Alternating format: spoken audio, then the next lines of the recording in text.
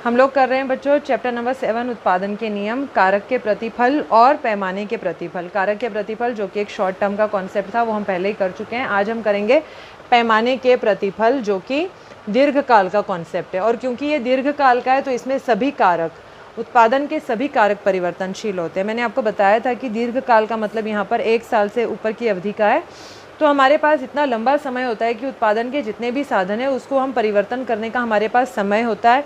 1 साल का वो समय हमें ये आइडिया हो जाता है कि जो भी हम काम कर रहे हैं, जो उत्पादन हम कर रहे हैं किसी वस्तु का, सेवा का, तो उसमें हमें प्रॉफिट्स आ रहे हैं और क्या हमें इस काम का पैमाना बढ़ाना चाहिए, नहीं बढ़ाना चाहिए, सारे आइडियाज़ हमें आ जाते हैं। तो हम उत्पादन के जो स्थिर साधन थे उन पर भी निवेश कर सकते हैं और उनकी संख्या में वृद्धि कर सकते हैं। तो ये दीर्घकाल में जिसमें सभी कारक हमने परिवर्तनशील लिए हैं, तो साधनों में क्या होता है, समान अनुपात में होने वाले परिवर्तन के फलस्वरूप कुल उत्पादन में होने वाले परिवर्तन से है पैमाने के प्रतिफल का अर्थ। तो ये समझने के बाद इसमें भी हम देखेंगे, इसमें 3 जो इसकी स्थितियां हैं, बढ़ते प्रतिफल, समान प्रतिफल और घटते प्रतिफल। पहले देख लेते हैं बढ़ते प्रतिफल। तो बढ़ते प्रतिफल में क्या हुआ, याद रखना तीनों ही तरह के केस में हम लोग जो कारक है, कारक सभी समान अनुपात में लगा रहे हैं। चाहे वो स्थिर है, स्थिर तो है ही नहीं अभी, मतलब चाहे वो मशीनें हैं, चाहे वो लेबर है, चाहे वो भूमि है, हमने अगर उनकी मात्राएं बढ़ानी है तो समान मात्रा में ही बढ़ा रहे हैं। कि हमने अगर मशीन एक और इंस्टॉल करी है, उसके साथ 10 लेबर्स हमने और काम पर लगाए हैं, तो पहली जो अवस्था होती है हमने देखा था उसमें बढ़ते प्रतिफल आते हैं। यहाँ पर भी यही है कि पहली अवस्था में बढ़ते प्रतिफल आते हैं। आप देख रहे हैं सभी कारकों में समान अनुपात में वृद्धि हुई है और उत्पादन में उससे अधिक। शुरुआत जब हम करते हैं, 1 साल हो गया, हमने पैमाना बढ़ाया, इन्वेस्टमेंट्स बढ़ाएं अपने, तो उत्पादन में उससे कहीं ज़्यादा वृद्धि होती है।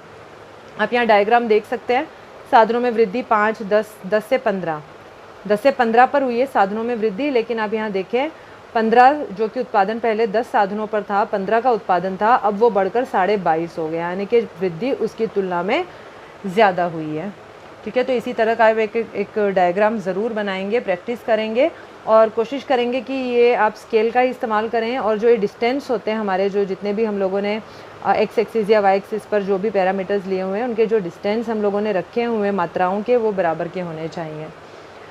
इसी तरह अगर हम देखते हैं समान प्रतिफल की बात करते हैं, तो समान प्रतिफल में हम देख रहे हैं कि उत्पादन के सभी कारकों में जो समान अनुपात में हमने वृद्धि की, तो उत्पादन में भी उतनी ही वृद्धि हुई। तो समान प्रतिफल आए कि मैंने अगर 10% अपने साधनों में, कारकों में वृद्धि की है, तो 10% ही उत्पादन में वृद्धि हुई है।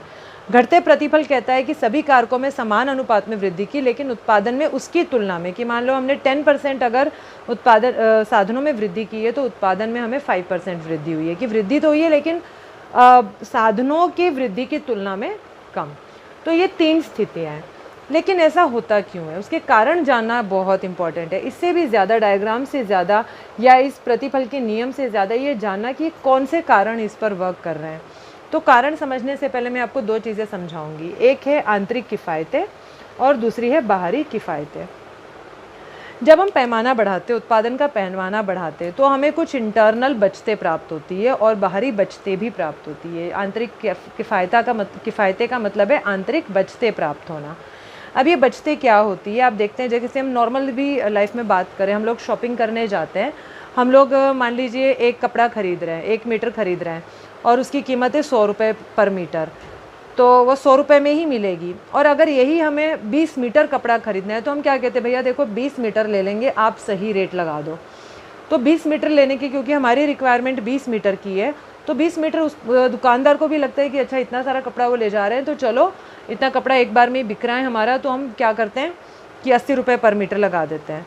तो उससे दुकानदार को भी फ़ायदा है, क्योंकि उसका माल जल्दी, जो स्टॉक में पड़ा था वो जल्दी निकला, और हमें भी फ़ायदा हो गया ज़्यादा चीज़ लेने से। तो यहाँ पर भी इसी प्रकार की बचतों की बात होगी। जान लेते हैं कि किस प्रकार की ये बचतें हैं, आंतरिक बचतें। पहला तो है तकनीकी किफ़ायतें प्राप्त होना। अब ये तकनीकी किफ़ायतें क्या होती है, तो जब फर्म अपने उत्पादन के पैमाने को बढ़ा लेती है, तो उसके लिए क्या करती है, आधुनिक मशीनें, उत्पादन की बढ़िया तकनीक, इन सब का प्रयोग करने लगती है। पैमाना बढ़ा लिया है तो नई नई मशीनें, अब हो सकता है कि जब हमने स्टार्ट किया था तो हमने एक ऑर्डिनरी मशीन इंस्टॉल की थी, फिर हमें पता है कि हाँ इन्वेस्टमेंट और करना है, हमें प्रॉफिट्स बढ़ाने, उत्पादन बढ़ाना है, तो हम आधुनिक मशीनों का इस्तेमाल करना शुरू कर देंगे और बेटर टेक्निक का प्रयोग करना शुरू कर देंगे। तो इससे क्या फ़ायदा होगा, हमारा पहले की तुलना में उत्पादन बढ़ जाता है।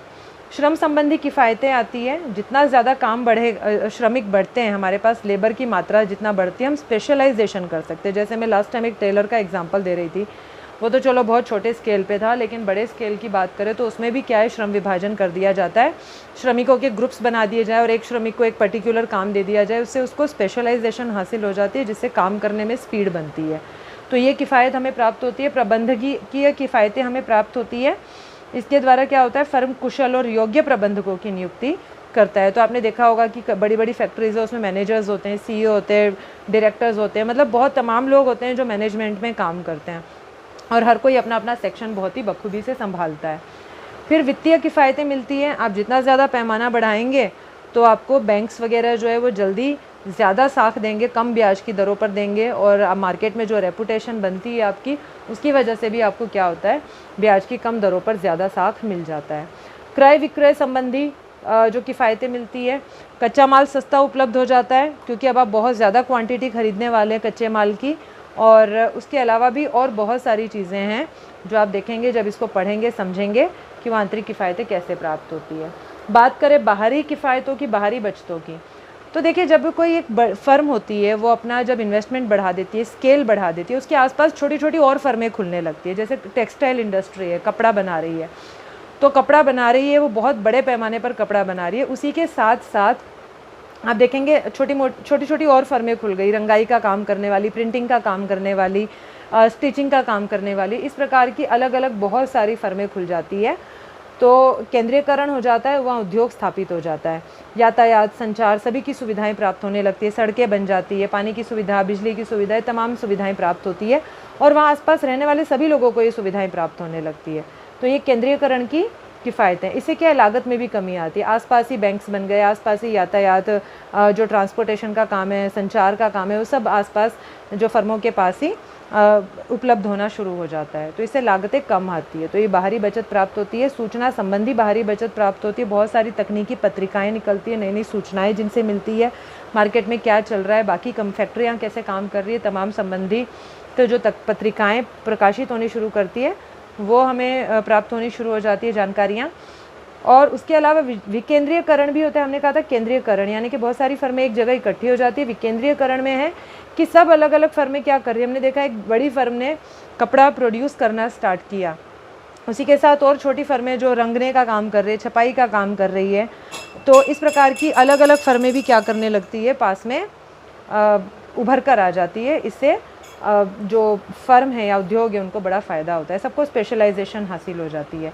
कोई बुनाई का काम कर रहा है, कोई रंगाई का काम कर रहा है, तो एक कारखाना एक ही कार्य में दक्ष हो जाता है। इससे उद्योग में लगी सभी फर्मों को लाभ पहुंचता है। तो ये बहुत महत्वपूर्ण है। ये सभी कारण आप ज़रूर लर्न करेंगे। इससे पहले मैं समान प्रतिफल बताऊं, हम देखते हैं घटते प्रतिफल कब आते हैं। घटते प्रतिफल जब ये सारी चीज़ें उल्टी पड़ने लगती है। आपने देखा लंबा समय हो गया, बहुत समय हो गया, अगर आपने तकनीकी परिवर्तन ज़्यादा नहीं किया है या एक टाइम के बाद स्टेग्नेशन की एक स्थिति आ जाती है। और आप यहाँ देखें पैमाने की हानियाँ, तो पैमाने की हानियों में क्या होता है, आंतरिक हानियाँ। पहली है आंतरिक हानियाँ, यानी कि अंदर ही मैनेजमेंट में दिक्कत आती है, क्योंकि अब बहुत ज़्यादा लार्ज स्केल पे बहुत ज़्यादा लेबर, आप देखते हैं 10,000 20,000 लाखों लेबर काम कर रहे होते हैं। उनके ऊपर बहुत ज़्यादा मैनेजमेंट के ऊपर प्रबंधक लगाने पड़ते हैं। तो प्रबंध में, प्रशासन में, उनके समन्वय में, आपसी तालमेल में ये सब कठिनाइयाँ आनी शुरू होती है, क्लेश होने शुरू हो जाते हैं। फिर आप देखते हैं कि यूनियन बनती है, हड़तालें भी हो जाती है, कई बार प्रोडक्शन बंद हो जाता है। तो इन हानियों का भी सामना करना पड़ता है लार्ज स्केल के अंदर। बाहरी हानियाँ, अब बहुत सारी फर्में एक ही जगह कॉन्सेंट्रेट हो गई है तो पर्यावरण को प्रदूषित करती है, साथ ही साथ ट्रैफिक जाम होता है और भी बहुत मुश्किलें बढ़ जाती है। तो ये कुछ हानियों के बारे में भी आप लिखेंगे। और जब बात आती है समान प्रतिफल की, तो जहाँ पैमाने की किफ़ायतें, ये सारी किफ़ायतें जो हमने यहाँ पर डिस्कस की, आंतरिक और बाहरी, ये बराबर हो जाती है हानियों के, कि जितनी हमें बचतें प्राप्त हो रही है उसके बराबर ही हमें हानियाँ भी हो रही है, तो समान प्रतिफल आते हैं। अगर आपसे सेपरेट ये क्वेश्चन पूछा जाए कि समान प्रतिफल में लिखो, तो इसे सिर्फ इतने छोटे से भाग में नहीं लिखना है, इसको एक्सप्लेन करना है कि पैमाने की किफ़ायतें क्या हैं और पैमाने की हानियाँ क्या है, और वो दोनों जब बराबर हो जाती है एक उद्योग के लिए, एक उद्योगपति के लिए, एक फर्म के लिए, तो समान प्रतिफल आने शुरू होते हैं। तो बच्चों आज हमारा चैप्टर ख़त्म होता है। बहुत इंपॉर्टेंट चैप्टर था और ये तमाम चीज़ें आप अपनी बुक में भी पढ़ेंगे। बार बार बताती आई हूँ, आप TR जैन की बुक लेंगे, बहुत अच्छे से यहाँ पर विस्तृत वर्णन दिया हुआ है और सारांश भी पढ़ते जाएं, साथ के साथ क्वेश्चन आंसर्स भी करते जाएं। बहुत इम्पोर्टेंट चैप्टर है। Thank you.